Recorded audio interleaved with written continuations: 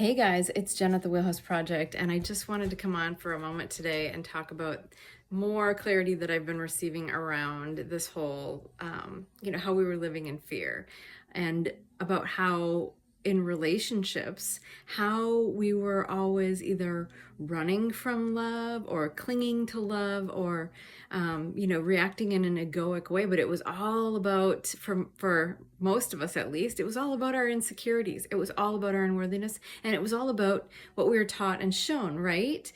Perhaps if you're, the relationship in your own household, your parents or people that you saw around you, that's what you believed a relationship was or what love is, and we were all taught, of course, and shown about unworthiness and fearing love and, distrust of others and all of these things.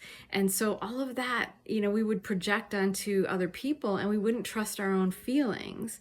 And we would go looking for, in an ego, by the ego driving us, we would go looking for those relationships that kind of proved, that mirrored our own beliefs to us, right? Our own beliefs about either our unworthiness or insecurities or unlovability, or you name it, or things that were shown, like I said, in our own households.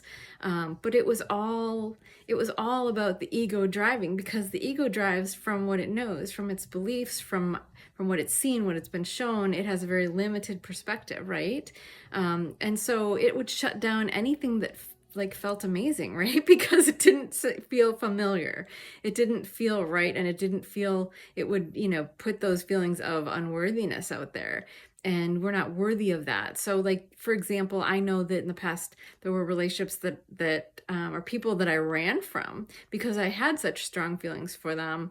Or maybe they had, and oftentimes there were mutual feelings, and it would freak my ego out and I would run, either that or cling. But oftentimes I would go running into relationships that were literally, kind of toxic, or would demonstrate to me just my lack of self-respect, my lack of self-honoring, all those things that came from those unworthy feelings. So it's just about us seeing that more clearly now, not beating ourselves up over it, but seeing it more clearly now. And I think many of us are seeing it more clearly and really deeply healing that, releasing that, and opening ourselves to receive in new ways, right? And it's not just love, it's abundance, it's everything. But we're really seeing clearly what those old fear beliefs were and how and where they came from very often, and how we have been running our whole lives around that and doing everything from that place of fear and feelings of unworthiness and feelings of insecurities or lack or whatever it is, and how we can now see it, right? And we can heal it and we can release it. We can, see it in a new, even going back and seeing it in a new light, just visualizing it, those situations having different outcomes, like the ones where you perhaps ran from someone that you had strong feelings for.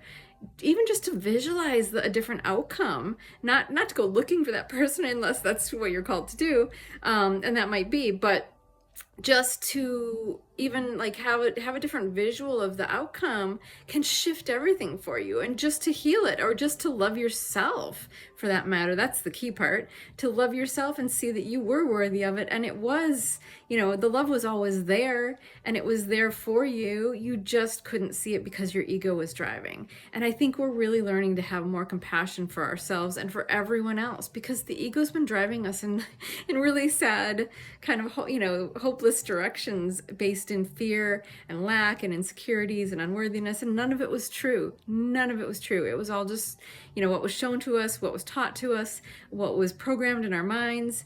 And we are really overcoming that ego mind now. And we can really release all of that and open our hearts to actually be open to the love and be present in this moment, and not in that ticking fear mind telling stories. Be present in this moment and aware of our feelings, and really follow those feelings rather than getting caught up in the mind and those old beliefs and old stories and old, ways that we clung or ran or whatever we did. because we are now seeing that a new way is possible. And not only is it possible, but it is our divine path, and it's the path of the heart and soul. And it's the path we're supposed to take, is to follow our feelings, to follow our heart, and to trust that every step of the way. And not to get ahead of ourselves, not to be, planning our whole lives, but just to trust, to be present and not gripping onto a whole plan, but trusting in what we feel like right now. What do you feel, and what do you feel to do? So just, to be present in every moment, and with a wide open heart, and to not let the mind tick with old beliefs, but be fully present. And like I said, following the heart. I hope that helps. So much love to you.